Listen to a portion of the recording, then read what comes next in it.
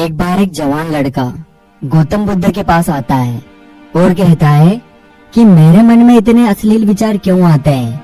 मेरे मन में अक्सर काम वासना के विचार चलते रहते हैं, जिनके बारे में सोच सोच कर मैं अपना बहुत सा समय और ऊर्जा बर्बाद कर देता हूँ, जिनकी वजह से मैं शांत नहीं रह पाता और हमेशा ही विपरीत लिंग के प्रति आकर्षण महसूस करता हूँ। बुद्ध मुस्कुराते हुए कहते हैं, क्या तुम्हें पता है कि काम वासना होती क्या है? लड़के ने बुद्ध से कहा, मुझे ये तो नहीं पता कि काम वासना का मतलब क्या है, लेकिन ये जो भी है बहुत बुरी है। बुद्ध ने कहा कि प्राकृतिक रूप से जो भी हमारे अंदर है उसकी कुछ न कुछ जरूरतें हैं। वासना एक प्रकार की भावना है जो हमें किसी न किसी चीज की कमी का एहसास करवाती है। फिर हम उस कमी की पूर्ति के लिए उस चीज की तरफ आकर्षित होना शुरू कर देते हैं। जैसे अगर किसी के पास धन की कमी है तो उसके अंदर धन के प्रति आकर्षण यानी धन की वासना उत्पन्न हो जाएगी। तो बात कुछ और नहीं बल्कि एक प्रकार की जरूरत का एहसास है। पर जब भी जरूरतें शारीरिक होती है तो हम इसे वासना कह देते हैं। लड़के ने कहा, बुद्ध ये तो समझ में आ गया कि वासना का मतलब क्या है, लेकिन ये हमारे अंदर आती कहाँ से है, ये उत्पन्न कैसे होती है? बुद्ध ने कहा, वासना कहीं से आती नहीं है बल्कि ये प्राकृतिक रूप से हमारे अंदर ही मौजूद होती है और उसका होना भी जरूरी है, क्योंकि यही मानव जाति के विस्तार का आधार है। लड़के ने कहा, जब काम वासना प्राकृतिक रूप से हमारे अंदर मौजूद होती है तो फिर लोग काम वासना को गलत क्यों बोलते हैं? बुद्ध ने कहा, यह बहुत बड़ी समस्या है कि लोगों ने काम वासना को गलत नजरिए से देखना शुरू कर दिया है, उसे दबाने की कोशिश करना शुरू कर दिया है। काम वासना का होना गलत नहीं है बल्कि काम वासना का बेलगाम होना गलत है। केवल उसी के बारे में हमेशा सोचना, उसी के लिए जीना और केवल उसी को अपने जीवन का लक्ष्य बना लेना, ये गलत है। बुद्ध ने लड़के से पूछा, तुम्हें क्या लगता है, क्या जानवरों में भी काम वासना होती है?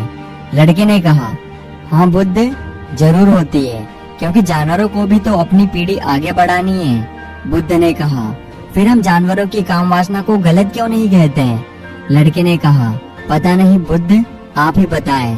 बुद्ध ने फिर से कहा कि जानवर अपनी वासना का उपयोग सिर्फ संतान उत्पन्न करने के लिए करते हैं, खुशी प्राप्त करने के लिए नहीं और न ही सुख भोगने के इरादे से। जानवरों को प्रकृति ने इतनी सोचने समझने की क्षमता ही नहीं दी कि वह अपनी काम वासना को अपने क्षणिक सुख का आधार बना सके। लेकिन इंसान अपनी सोचने समझने की क्षमता का दुरुपयोग करके प्रकृति में पाई जाने वाली हर एक चीज से सुख और आनंद प्राप्त करने का प्रयास करता है। हम इंसानों ने भी काम वासना के साथ यही किया है, उसे अपने आनंद और भोग का आधार बना लिया है। जिस भावना को प्रकृति ने मानव जीवित का अस्तित्व बनाए रखने के लिए हमारे अंदर डाला था, उसे हमने जीवन का सर्वोपरि लक्ष्य बना लिया है और इसी काम वासना का बेलगाम होना ही इंसान के दुखों का कारण है।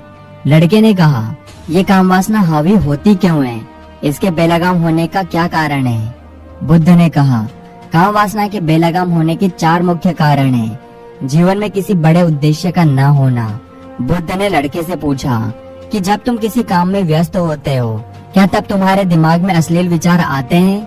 लड़के ने कहा, नहीं बुद्ध, जब मैं व्यस्त होता हूँ तब मेरे दिमाग में अश्लील विचार नहीं आते हैं।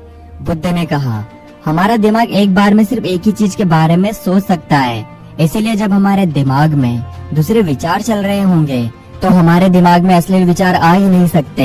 अगर हमारे जीवन में कोई बड़ा और स्पष्ट लक्ष्य है और अगर हम उस स्पष्ट लक्ष्य के प्रति पूरी तरह समर्पित हैं, तो हमारे पास कभी इतना समय ही नहीं होगा कि ये फालतू के विचार हमारे मन में घर कर सके। और अगर ऐसे विचार उठते भी हैं, तो हमारे मजबूत लक्ष्य के विचार इन्हें आसानी से हमारे मन से अलग कर देते हैं। लेकिन समाज की समस्या यही है कि अधिकतर लोगों के पास उनका स्पष्ट लक्ष्य नहीं है।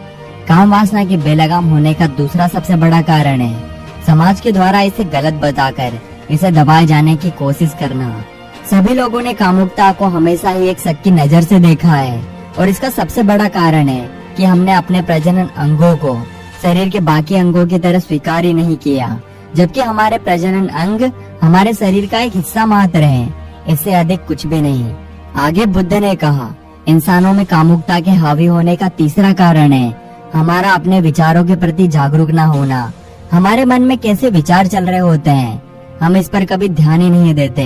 हमारे मन में उठने वाले विचारों के बारे में एक अनोखी बात है कि जब हम किसी एक चीज के बारे में विचार करते हैं तो हमारा मन उससे संबंधित और भी विचार हमारे सामने रखना शुरू कर देता है और ऐसे ही हमारे मन में विचारों की एक श्रृंखला बन जाती है जिस पर हम उलझ कर रह जाते हैं। ठीक ऐसा ही होता है अश्लील विचारों के साथ। हमने एक बार किसी को देखकर अपने मन में अश्लील विचार पैदा किया, फिर हमारा मन अपने आप ही इन विचारों की श्रृंखला बना लेता है। इसके बारे में सोच सोचकर हम अपनी बहुत सी ऊर्जा और समय बर्बाद कर देते हैं। इसीलिए पूरी जागरूकता के साथ अपने अंदर उठने वाले विचारों पर ध्यान देना जरूरी है। बुद्ध ने कहा, अश्लील विचारों के हावी होने का चौथा कारण है बुरी सोच और अश्लील विचार वाले लोगों की संगति करना। कई बार ऐसा होता है कि कामुकता हमारे अंदर नहीं होती, लेकिन कुछ अपने लोगों के साथ रहने की वजह से ये हमारे अंदर हावी हो जाती है।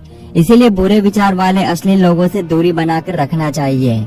लड़के ने कहा, बुद्ध ये तो समझ में आ गया कि कामुकता हावी कैसे होती है, लेकिन इसे हावी होने से कैसे रोका जा सकता है। बुद्ध ने कहा, सबसे पहले तो तुम ये समझो कि काम वासना की ऊर्जा को रोका नहीं जा सकता, इसे सिर्फ रूपांतरित किया जा सकता है। और ऊर्जा को रूपांतरित करने के दो तरीके हैं, पहला है प्रेम और दूसरा है ध्यान। जब हम सच्चे प्रेम में होते हैं तो हमारे अंदर की ऊर्जा खुशी और आनंद में परिवर्तित हो जाती है। लेकिन ज्यादातर लोग शारीरिक आकर्षण को ही प्रेम मानते हैं, जो कि ऊर्जा का व्यय करता है, रूपांतरण नहीं। काम वासना की ऊर्जा को शरीर के अंदर रूपांतरित करने का सबसे सफल तरीका है ध्यान। ध्यान के माध्यम से आप अपने अंदर स्थित आनंद के उस केंद्र में स्थापित हो जाते हैं, जिसके सामने दुनिया का हर भोग विलास फीका लगने लगता है। ऐसा नहीं है कि आप ध्यान में उतरने के बाद यह सब सोचने और करने में सक्षम नहीं होते हैं, बल्कि आप उससे ऊपर उठ चुके होते हैं और फिर ये सब हरकतें आपको छोटी और बचकानी लगने लगती है। लड़के ने कहा, लेकिन बुद्ध, ध्यान की शुरुआत कहाँ से करें? बुद्ध ने कहा, सबसे पहले तुम खुद के साथ अकेले में समय बिताना शुरू कर दो, क्योंकि जो इंसान जिसके सबसे ज्यादा करीब होता है, जिसके साथ सबसे ज्यादा समय बिताता है, तो वो उसको सबसे ज्यादा जानने लग जाता है। और जब तुम खुद को जानना शुरू कर दोगे तो ये सारे भौतिक सुख तुम्हें छोटे लगने लगेंगे। और फिर एक दिन ऐसा भी आएगा कि तुम्हारे चाहे बिना तुम्हारे दिमाग में किसी भी तरह के विचारों का आना बंद हो जाएगा। अगर आप अभी तक इस कहानी को ध्यान से सुन रहे हैं तो आपको आपकी समस्याओं का समाधान अवश्य मिल गया होगा। और कहानी को इतने ध्यान पूर्वक और आखिरी तक सुनने के लिए धन्यवाद।